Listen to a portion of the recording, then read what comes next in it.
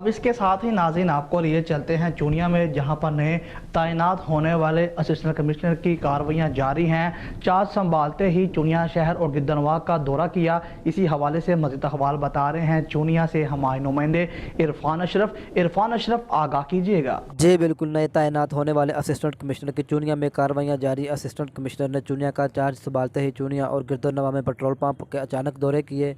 पैमाना कम रखने और कागजात मुकम्मल न होने पर 2 पेट्रोल पंप सील, लाखों रुपये जुर्माने आयद किया गया।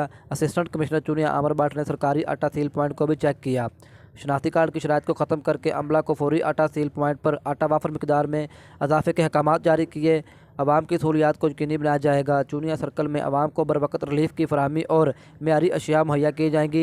इन ख्यालात का इजहार असिस्टेंट कमिश्नर चूनिया आमर भट्ट ने सीनियर सहाफ़ी मोहम्मद अशरफ मौला से बातचीत करते हुए किया। इन्होंने मज़ीद कहा कि आवाम को हर तरह का रिलीफ दिया जाएगा और अवाम नास को हर तरह की सहूलियात फराहम करना ही हमारी अवलिन तरजीहात में शामिल है। जी।